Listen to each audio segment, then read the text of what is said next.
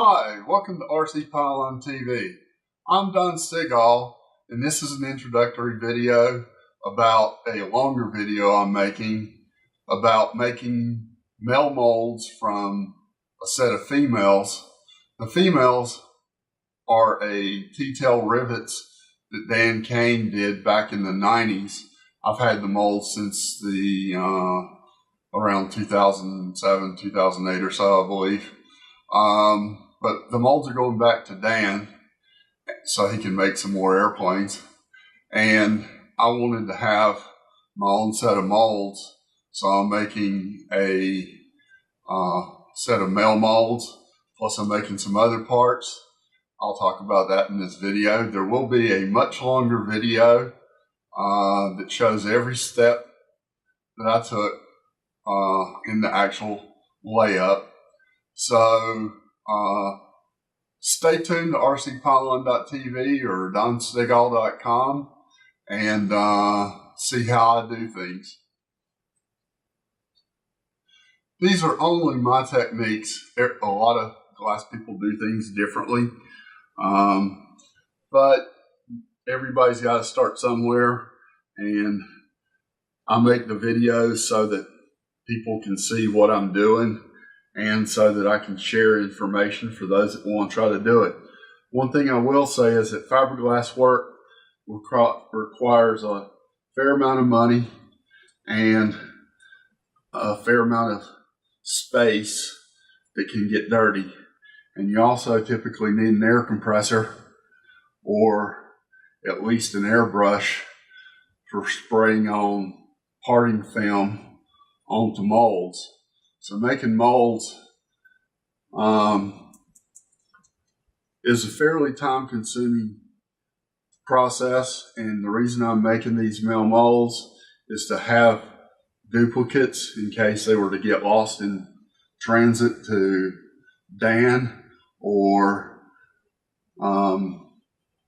if something else was to happen to them. Hopefully I won't stick these male molds to them. I took a lot of precautions. The molds were waxed about 10 times, plus I put parting film, Partol PVA number 10 green parting film on the molds using a very expensive spray gun that I used to use only for parting film, because parting film is very important in mold making, unless you want to take chances on molds sticking. And with the effort I put into it, I don't like that chance.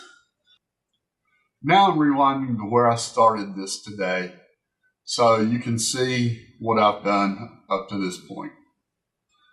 When I did the other side of the rivets male mold, I wet the mold before I put the cloth in. I had forgotten that I usually put in the 0.7 ounce layer dry because it's easier to get it positioned and not get wrinkles in it. I do that on fuselages, but I haven't been laying up many lately. And fiberglass is a technique that is not for doing once a year. To be successful at fiberglass, you have to do it on a regular basis, because you forget the things and the techniques, especially if you do as much as I do.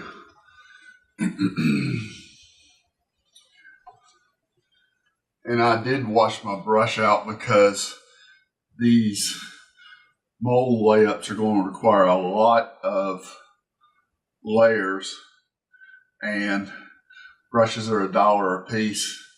And when you're laying up a fuselage, it's nice to use a fresh brush so that you don't have a worn brush. Washing them out in acetone kind of frays the ends, plus the ends get frayed just from the use. You wouldn't think you would wear out a brush, but it actually does. So what I'm doing is patting down the 0.7 cloth, and this time strategically I'm going wet from the middle to the outside.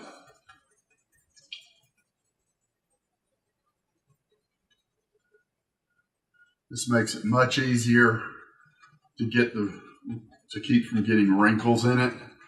And as I said, it's extremely important that especially the first layer not have any bubbles in it.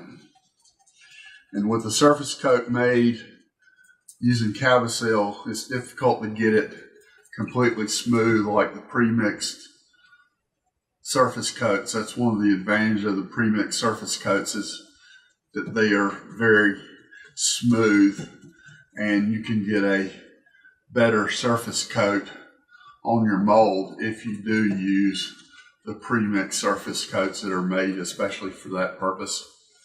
But you have to use compatible epoxies, and right now I use West, and West does not have a surface coat in the 105 resin series, so I'm going to try some different epoxies.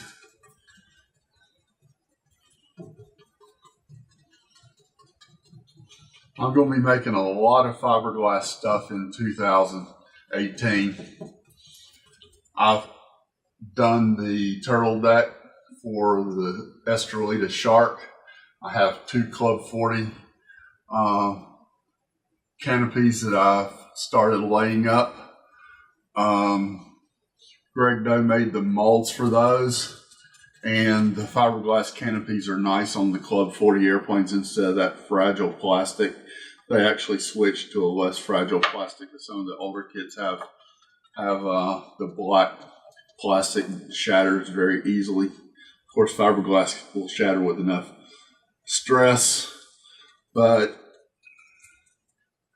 learning to use epoxy fillers can greatly add to your enjoyment of building model airplanes.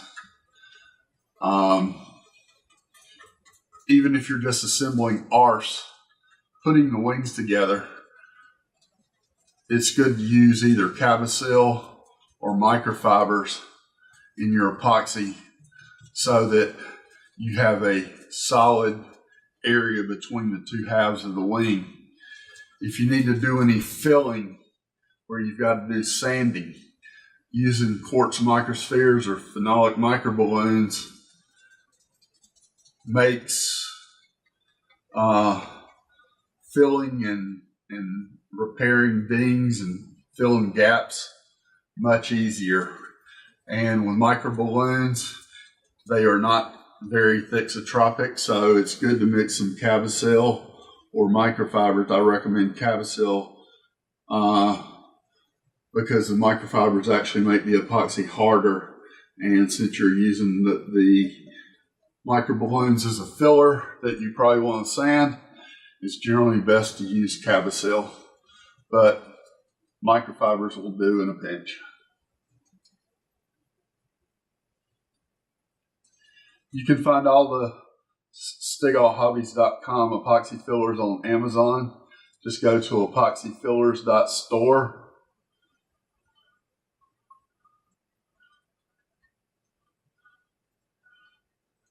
This half is working out much better than the first half did.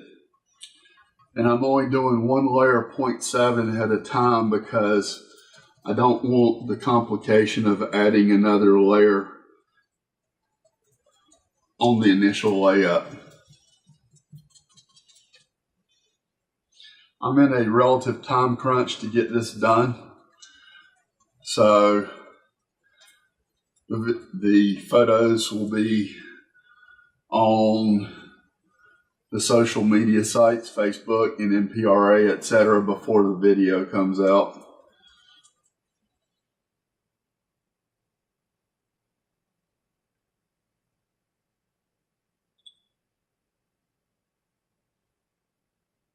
What I'm doing here is getting all the bubbles out, or trying to, because if I have any bubbles, I'll have to repair them. Because I use PVA as a mold release agent, I'm going to have to sand, compound, and polish these male molds before I make any females from them. So it's going to be some time before I actually get to that. Rivets kits will probably be available in June or July.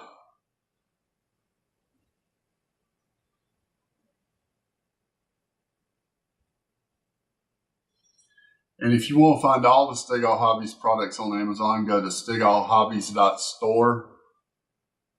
Thanks for watching, and please follow the making of the male molds for Dan Kane's Rivets on the NMPRA forums and on Facebook on my page and the RC Pylon Memories page. I'm posting on RC Pylon Memories since this is an older plane.